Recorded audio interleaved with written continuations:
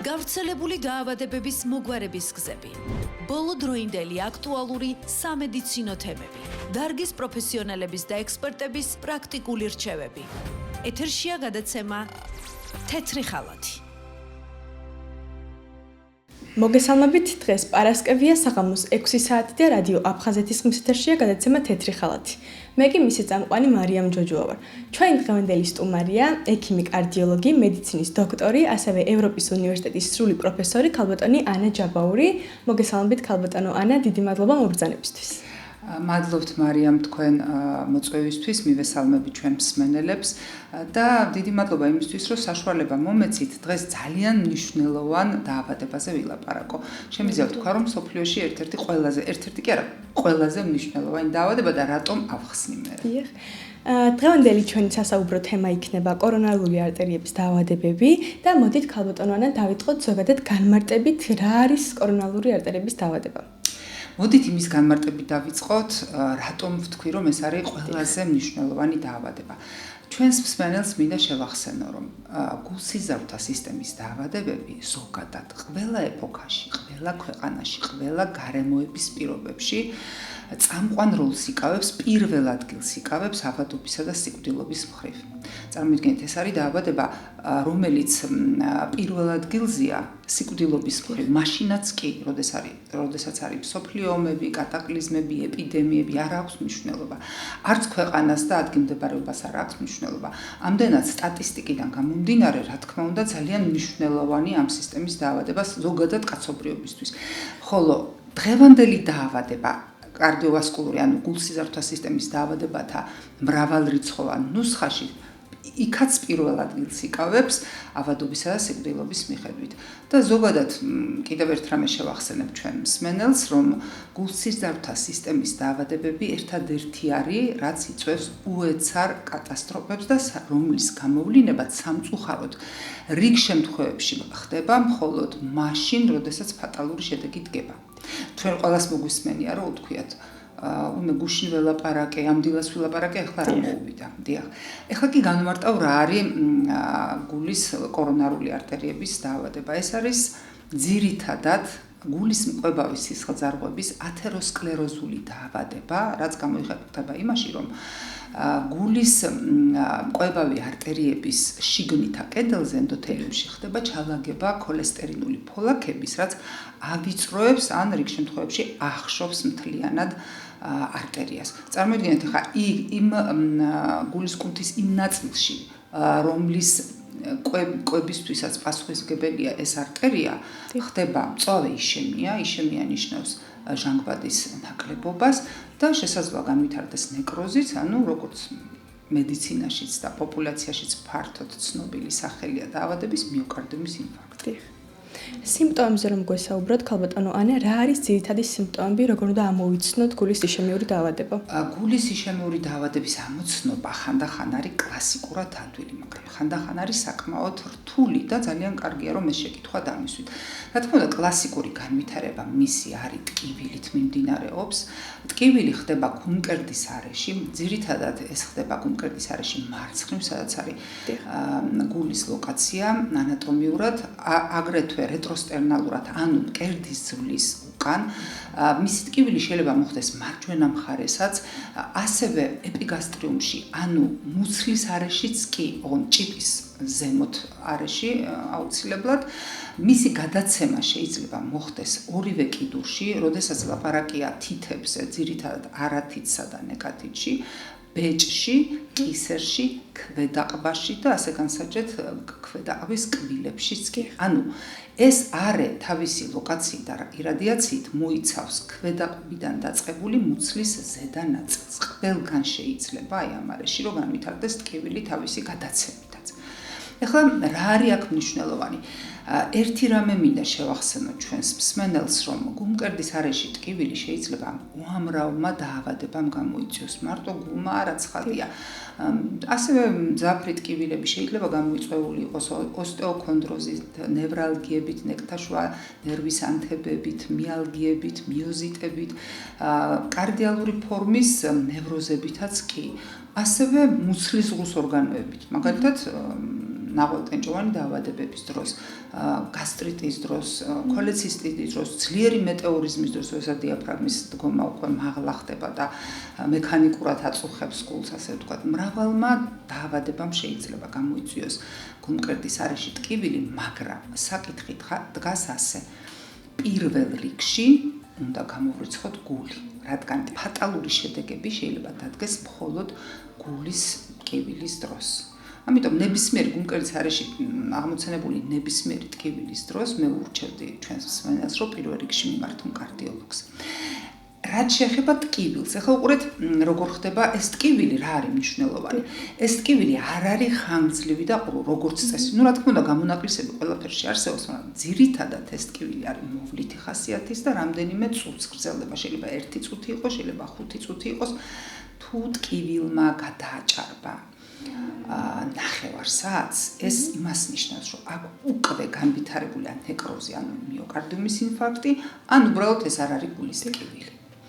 ასევე შეიძლება იყოს სიმპტომებიდან ქოშინი, ჰაერის უკმარისობა, ხანდახან არის რომ ტკივილი საერთოდ არ არსებობს და ტკივილის ექვივალენტი ჰაერის უკმარისობა და ქოშინია. ასევე დაღლილობის, მუდმივი დაღლილობის და შრომის უუნარობის შეგრძნება, ესეც შეიძლება იყოს ერთ-ერთი სიმპტომი. არის ატიპური შემთხვევები, როდესაც საერთოდ არ არის ტკივილი ამ დროს. რა თქმა უნდა, ეს ძალიან სახიფათო შემთხვევა, იმიტომ რომ ტკივილი ძალიან ხშირად გადაგვარჩენს ხოლმე ფატალურ შედეგებს. განსაკუთრებით ეს მოხუცებში და დიაბეტიან პაციენტებში გვხდება, როდესაც პირდაპირ ადამიანი გრძნობას კარგავს და ეცემა, ან არც კარგავს გრძნობას, მაგრამ ამ დროს ვითარდება გულის უკმარისობა, სახიფათო არითმები და ეს ყველაფერი ხდება ტკივილის გარეშე. ამიტომ ასეთი სიმპტომების დროს, როგორც არის გულის არეში ტკივილი, ჰაერის უკმარისობა, მუდმივი დაღლილობა, მოულოდნელი სინკოპი ან უგრძნობის დაკარგვა, აუცილებლად პაციენტმა უნდა მიმართოს კარდიოლოგს. გამომწვევ მიზეზებზეც რომ გადავიდეთ, ქალბატონო ანა, რა იწვევს აღნიშნულ დაავადებას და რისკ ფაქტორებზეც რომ გვესაუბროთ? კი ბატონო, ესეც ძალიან მნიშვნელოვანია, იმიტომ რომ ეხლა ჩვენს მსმენელს შეგვიძლია შევახსენოთ ზოგიერთმა იცის კიდევაც ამ ჭეშმარიტების შესახებ, ზოგიერთისთვის ახალი იქნება და ამ რისკ ფაქტორების გათვალისწინებით, რასაც ახლა მე დავასახელებ, ამ რისკ ფაქტორების პრევენციით ფაქტობრივად ძალიან ბევრ ჩვენს მსმენელს შეუძლია თავიდან აიცილოს ეს ფატალური დაავადება. რისკ ფაქტორებს ძირითადად ვყოფთ ორ ნაწილად. ეს არის მოდიფიცირებადი და არამოდიფიცირებადი რისკ ფაქტორები და ახლა ავხსნი პოპულარულ ენაზე არამოდიფიცირებადი არის რისკ ფაქტორები, რომლის შეცვლა უბრალოდ არ შეგვიძლია და ჩვენ ძალებს აღემატება, ხოლო მოდიფიცირებადი მთლიანად ჩვენ ხელშია, შემიძლია ვთქვა. არამოდიფიცირებიდან დავიწყებ. არამოდიფიცირებადი რისკ ფაქტორებია. პირველ რიგში ასაკი, სამწუხაროდ ასაკის მატებასთან ერთად მატულობს ათეროსკლეროზული დაზიანებების რისკიც, არტერიების ათეროსკლეროზული დაზიანებების რისკი, ასევე არის რისკ ფაქტორებიდან, არამოდიფიცირებადი რისკ ფაქტორებიდან აღსანიშნავია ასევე სქესი. მინდა გითხრათ, რომ ქალებს, არ ვიცი, საბედნიეროდ ალბათ შემიძლია ვთქვათ, სანამ აქვს რეპროდუქციული ასაკი, მანამდე ბუნება იცავს, იცით, მანამდე დაახლოებით 50 წლამდე, სანამ მენოპაუზა დგება, ქალებში, ქალთა სქესის წარმომადგენლებში სტენოკარდია და ინფარქტი, რა სახელწოდებითაც არის ცნობილი კორონარული არტერიების დაავადება, ძალიან იშვიათად გვხდება. ეს არის სტატისტიკურად დაბალი მაჩვენებელი მათთვის, მაგრამ როგორც კი ქალს რეპროდუქციული ასაკი უთავდება და მენოპაუზა დგება, ბუნება უკვე ხელს იღებს, ასე ვთქვათ, მისი მფარველობისგან და მათი სტატისტიკური მაჩვენებელი დაავადებისა უტოლდება მამაკაცის მაჩვენებელს, ანუ უცებ ხდება 5-ჯერ უფრო მეტი. ამიტომ საერთო ჯამში მამაკაცებში უფრო ხშირად გვხდება. არამოდიფიცირებადი რისკ ფაქტორია აგრეთვე ეთნიკური ჯგუფები, ზოგიერთი ეთნიკური ჯგუფებისთვის, მაგალითად ფერადკანიანებისთვის, ლათინოამერიკელებისთვის ეს დაავადება უფრო მაღალი მაჩვენებელით გვხდება. ასევე არამოდიფიცირებადია ისეთი რისკ ფაქტორი, როგორც არის გენეტიკა. რა თქმა უნდა, გენეტიკას ვერაფერს მოვუხერხებთ, განსაკუთრებით დატვირთულია გენეტიკა, როდესაც მამას 60 წლამდე, მამას 65 წლამდე, ხოლო დედას 55 წლამდე აღენიშნება კარდიოვასკულური სისტემის კატასტროფები და ისეთი დაავადებები, როგორც არის ინსულტები და ინფარქტები, ანუ ეც არის სიკვდილი. ასეთი პაციენტებისთვის დაავადების რისკი უფრო მაღალია და ამ ბოლოდროინდელმა კვლევებმა გამოავლინა კიდევ ერთი სავალალო ფაქტი, რომ თურმე ჰაერის დაბინძურება, რაც ახლა თანამედროვე ეპოქაში განსაკუთრებით ქალაქში ჭარბად გვხვდება, თურმე მოქმედებს ათეროსკლეროზული დაზიანებების ტემპზეც. ეს არის რაც შეეხება არამოდიფიცირებადს. ეხლა დავიწყოთ მოდიფიცირებადი, თუმცა კარგი ამაში ის არის, რომ ეს მთლიანად ჩვენ ხელშია. პირველად გამოვყოფთი, რა თქმა უნდა, თამბაქოს წევა, ნიკოტინი ეს ისეთი პროდუქტია, რომელიც აზიანებს ენდოთელიუმს, ეს არის შიდაშრე კორონარული არტერიების, როდესაც ენდოთელიუმის მთლიანობა ირღვევა, იქ ფოლაგი ძალიან ადვილად ვითარდება. მეორეს გამოვყოფთი ალკოჰოლს. ჭარბი რაოდენობით ალკოჰოლის მოხმარება, რა თქმა უნდა, ეს არის ერთ-ერთი რისკ ფაქტორი, რომელიც ასევე აზიანებს კორონარულ არტერიებს. შემდეგ გამოვყოფთი ნარკოტიკულ საშუალებებს, არაჯანსაღკვებას, ასევე უმოძრაობას, რა თქმა უნდა, უმოძრაობა ძალიან ცუდად მოქმედებს ჩვენს სისხლძარღვებზე, არტერიებზე. გამოვყოფთი ასევე ქოლესტერინის მაღალ დონეს. აი ხა რა მინდა გითხრათ, ქოლესტერინის მაღალი დონე, შაქრიანი დიაბეტი, სიმსუქნე და არტერიული ჰიპერტენზია. ეს არის დაავადებები, რომლებიც ძალიან ცუდად მოქმედებენ ათეროსკლეროზული განვითარების პროგრესირებაზე. ანუ მის პროგრესირებას ხელს უწყობენ და მის საერთოდ განვითარებას ხელს უწყობენ და მავანმა შეიძლება თქვას, რომ ამ დაავადების განვითარება არ არის ჩვენზე დამოკიდებული, მაგრამ აქვე შევახსენებ, რომ ამ დაავადებების მართვა მთლიანად ჩვენზეა დამოკიდებული. ჩვენ შეგვიძლია შევამციროთ ქოლესტერინის დონე, ჩვენ შეგვიძლია დავიკლოთ წონა და აბსოლუტურად ვმართოთ გლუკოზის დონე სისხლში და ვმართოთ არტერიული ჰიპერტენზიის ციფრები. როდესაც ეს დაავადებები მართულია სწორად, ჩათვალეთ, რომ ეს დაავადებები, ასეთი პაციენტები არიან პრაქტიკულად ჯანმრთელები და ასეთი მართული დაავადებები უკვე ათეროსკლეროზის განვითარების რისკზე აღარ მოქმედებენ. ეს არის ძირითადი რისკ ფაქტორები, რომლებიც ცუდად მოქმედებენ ათეროსკლეროზის განვითარების ტემპზე, თუმცა აქვე იმასაც შევახსენებთ, რომ არ არსებობს ორგანოთა სისტემა, რომელიც ადამიანის ორგანიზმში იზოლირებულად ფუნქციონირებს, რა თქმა უნდა, მას მაქვს ნებისმიერ სხვა ორგანოსთან და ორგანოთა სისტემასთან, ამიტომ დამატებითი რისკ ფაქტორები ნებისმიერი ქრონიკული მძიმე დაავადებებია, როგორიც არის თირკმლის ქრონიკული დაავადება, ნაწლავების ანთება, ფარისებრი ჯირკვლის დაავადება, ხდიძლის ქრონიკული დაავადება, აუტოიმუნური დაავადებები და იმუნოდეფიციტური დაავადებები, ანთებები, რომელიც ვასკულიტებს იწვევს და არღვევს ენდოთელიუმის მთლიანობას ანთებითად, როგორც არის იგივე შიცი, ვთქვათ, სიფილისი, ასეთი პაციენტებში არასწორად არადროულად ნამკურნალებში შეატყდება ძალიან აგრესიული ათეროსკლეროზული დაზიანება კორონარული არტერიების. ეს ყველაფერი, რა თქმა უნდა, მოქმედებს და აი თქვენ წარმოვიდგინეთ, ბოლო კვლევებმა ისიც კი დაადგინა, რომ ტესტოსტერონისა და D ვიტამინის დონეც კი მოქმედებს ათეროსკლეროზული დაავადების განვითარების ტემპზე, თუმცა ჩემი პირველად ჩამოთვლილი რისკ ფაქტორები მაინც უპირატესია. დიახ. ქალბატონო ანა, თქვენ რისკ ფაქტორებში ახსენეთ ალკოჰოლი და ჩვენ საზოგადოებაში, ასე ვთქვათ, საკმაოდ გავრცელებულია ერთი ჭიქა წითელი ღვინის მიღება ქოლესტერინის სამკურნალოდ. რამდენად სწორია აი თქვენ სწორად აღნიშნეთ ერთი ჭიქის. ნებისმიერი წამალი მცირე დოზებში არის წამალი, მაგრამ გადაჭარბებულ დოზებში არის საწამლავი. ზუსტად იგივე ანალოგიური ხდება ალკოჰოლის დროსაც.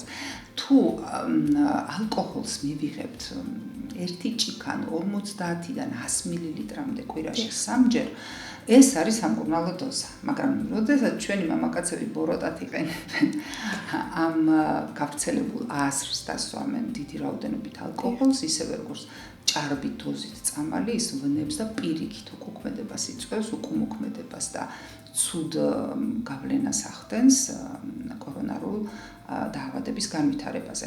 აი ხმელთაშუა ზღვის სანაპიროზე ჩაატარეს ასეთი კვლევა სხვათა შორის კარდიოვასკულური დაავადებების განვითარების სტატისტიკასთან დაკავშირებით აღმოჩნდა, რომ 4-ჯერ ნაკლები იყო ვიდრე სხვა არეში იმ პოპულაციაში, რომელიც კვირაში 3-ჯერ 4-ჯერ თითო ჭიქა წითელ ღვინოს ან ტანინიან თეთრ ღვინოს წრუկავდა და მიირთმევდა დიდი რაოდენობით ზღვის პროდუქტებს. აღმოჩნდა, რომ მათ მართლაც სტატისტიკურად საკმაოდ კარგი მონაცემები ჰქონდა სხვა პოპულაციებთან შედარებით. დიახ. ამ დაავადების დროს რომელი კლინიკური ლაბორატორიული კვლევების ჩატარება საჭირო და ასე ვთქვათ, ამ დაავადების ამოსაცნობად რაიმე სირთულეს თუ ხვდებიან ექიმი? დიახ, გეტყვით ახლა მოგახსენებთ კარგი შეკითხვა ესეც, რადგან რა თქმა უნდა ამ დაავადების ამოსაცნობად, როდესაც პაციენტი მოგვმართო, თავს დავიწყებთ რუტინული კვლევებით, როგორც არის ელექტროკარდიოგრამა, შემდეგ გულის ულტრასონოგრაფია, თუ აქვს ცვლილებები ვერ ვნახეთ, შემდეგ მივმართავთ ჩვენების მიხედვით კარდიოგრამის, ელექტროკარდიოგრამის 24 საათიან მონიტორინგს ჰოლტერის მეთოდით, აგრეთვე დატვირთვის ტესტს, მაგრამ რაში მდგომარეობს სირთულე? ხანდახან, როდესაც პაციენტს მართლაც აქვს კორონარული დაზიანება, კორონარული არტერიების ათეროსკლეროზი და მნიშვნელოვანი შევიწროება, საქმე იმაშია, რომ ყველა ეს ჩამოთვლილი კვლევა, რაც არის ოქროს სტანდარტი ფაქტობრივად გულსწრაფთა სისტემის დაავადების კვლევისა, აბსოლუტურად ნორმაშია. მოდის პაციენტი, ჯერ არ აქვს განვითარებული ინფარქტი, ნეკროზი, აქვს სტენოკარდიული ტკივილები, გულის ანგინა, რომელსაც ასევე უწოდებენ და ვხვდარებთ ამ გამოკვლევას ერთმანეთის მიყოლები და აბსოლუტურად ყველა გამოკვლევაში შედეგი არის ძალიან კარგი და არსად პათოლოგიური ცვლილებები არ გამოვლინდება. ასეთ შემთხვევაში, რა თქმა უნდა, სირთულე არის ის, რომ ექიმას სწორად უნდა შეაფასოს და შეფასების კრიტერიუმად ვრჩება მხოლოდ ტკივილის შეფასება. ანუ კარგად უნდა გამოვკითხოთ პაციენტს, რომელი ლოკაცია არის ჩართული ტკივილში, სად გადასცა, გადაეცემა ტკივილი, რამდენ ხნიანია, როგორია მისი ინტენსივობა და ხასიათი. ეს ხასიათი შეიძლება იყოს მოჭერითი, შეიძლება ზეწოლითი, შეიძლება იყოს წვის შეგრძნების, შეიძლება იყოს ნემსის ჩხვლეტის, რაც ნაკლებად არის ხოლმე როგორც წესი საშიში. ან როგორც მოგახსენეთ, ჰაერის უკმარისობის ექვივალენტით ვლინდებოდეს. ასეთ შემთხვევაში მხოლოდ და გარდა ამისა მნიშვნელოვანია ვკითხოთ პაციენტს რა იწვევს ამ ტკივილის გაძლიერებას ან შემსუბუქებას. თუ ამ ტკივილის გაძლიერებას იწვევს, ვთქვათ, ფიზიკური დატვირთვა ან თბილი შენობიდან გარეთ სიცივეში გასვლა, ან პირიქით შემსუბუქებას იწვევს ფიზიკური დატვირთვის შეწყვეტა და ცივი გარემოდან თბილ ოთახში შემოსვლა, რა თქმა უნდა, ეს არის კლასიკური სტენოკარდიული შეტევა. ამ შემთხვევაში მხოლოდ ვეყრდნობით ტკივილის შეფასებას და ამის მიხედვით ვაგზავნით პაციენტს უკვე კორონაროგრაფიულ გამოკვლევაზე, რაც არის ინვაზიური მეთოდი, თუმცა არაინვაზიურიც არსებობს კომპიუტერული ტომოგრაფიით, კონტრასტით ჩატარებული, მაგრამ კორონაროგრაფია, რომელიც ტარდება უკვე კათეტერით და ინვაზიურად და როგორც მიკროქირურგია, უპირატესობა იმაში მდგომარეობს, რომ თუ პაციენტს აღენიშნა შევიწროება მნიშვნელოვანი, რომელიც აჭარბებს 60-70%, უკვე იქვე ხდება ანგიოპლასტიკა სტენტირების სახით. ან შესაძლებელია პაციენტს უკვე დახშული ქონდეს ესეთი მაგისტრალური სისხლები, როდესაც გამოსავალი მხოლოდ აორტოკორონარული შუნტირება. მკურნალობის მეთოდებზე რომ გადავიდეთ, ქალბატონო ანა, რა მკურნალობის მეთოდები არსებობს კორონარული დაავადების სამკურნალოდ? მეთოდები, სხვათა შორის, ბოლო 100 წლების განმავლობაში რევოლუციური გარღვევა მოხდა ამ მკურნალობის მეთოდებში, რადგან ჯერ კიდევ 100 წლის წინ და ცოტა უფრო ნაკლების წლების წინაც კორონარული არტერიების მნიშვნელოვანი კორონარული დაზიანებების პირობებში ადამიანი იყო განწირული, განაჩენი ქონდა მას გამოტანილი. ეხლა იმ პირობებში, როცა არსებობს ანგიოგრაფია, კორონაროგრაფიის სახით, როცა არსებობს ანგიოპლასტიკა, რომელიც მკურნალობის მართლაც თითქმის რადიკალური მეთოდია, აორტოკორონარული შუნტირების ოპერაციები კეთდება ბოლო 100 წლებში, რა თქმა უნდა, ეს რევოლუციური გარღვევა მოხდა და უკვე განაჩენს აღარ წარმოადგენს კორონარული არტერიების დაავადება და ექიმთან დროულად მიმართვის შემთხვევაში ნამდვილად ძალიან ბევრი პაციენტი სიკვდილს გადაურჩება. ამან შეამცირა ზოგადი სტატისტიკა სიკვდილობის, არა ავადობის, არამედ სიკვდილობის, მაგრამ ასეთ პირობებშიც კი თქვენ წარმოიდგინეთ, მაინც პირველ ადგილზეა მსოფლიოში პროცენტულად სიკვდილობის მიხედვით კორონარული არტერიების დაავადება. ასევე არსებობს მედიკამენტოზური თერაპია, რომელიც უკვე ფაქტობრივად მთელი ცხოვრების განმავლობაში უტარდება პაციენტებს, რათა არ მოხდეს შემდგომი გართულებები, სახიფათო არითმიებით, გულის უკმარისობით, უეცარი სიკვდილით, ან თქვათ ანგიოპლასტიკა, როცა ხდება იგივე სტენტის დათრომვით გართულებით და ასე შემდეგ. მედიკამენტოზურიც არსებობს თერაპია, რა თქმა უნდა. და საბოლოოდ ქალბატონო ანა ჩვენს მსმენელს რომ უთხრათ როგორ უნდა ავირიდოთ თავიდან გულის სიშემიური დაავადებები და შესაძლებელია თუ არა მისი ასე ვთქვათ სრულად თავიდან არიდება დატვირთული გენეტიკის პირობებში. კი ბატონო, ახლა მოგახსენებთ მთლიანად ათეროსკლეროზის შეჩერება და განკურნება სამწუხაროდ არ ხდება, მაგრამ ის რომ ჩვენი სიცოცხლე იყოს ხანგრძლივი და ხარისხიანი, ამის გაკეთება ნამდვილად შეგვიძლია დატვირთული გენეტიკის პირობებშიც კი. ანუ ფაქტობრივად ის არის, რაც დავასახელე, მოდიფიცირებად რისკ ფაქტორებად, აი ამ რისკ ფაქტორებს რომ ვებრძოლოთ. კიდევ ერთი რისკ ფაქტორი გამომრჩა მაშინ წეღან რო ლაპარაკობდი, ეს არის გახანგრძლივებული სტრესი. სტრესი, რა თქმა უნდა, ძალიან ცუდად მოქმედებს ათეროსკლეროზის განვითარების ტემპზე, ანუ პროგრესირებას უწყობს ხელს, მაგრამ აქაც კი შეგვიძლია მოდიფიცირება მოვახდინოთ და რა მხრივ ახლა სტრესს მე ჩემ პაციენტებს სულ ვეუბნები, რომ სტრესი არ არის პრობლემა. სტრესი არის ჩვენი დამოკიდებულება პრობლემის მიმართ, ხო?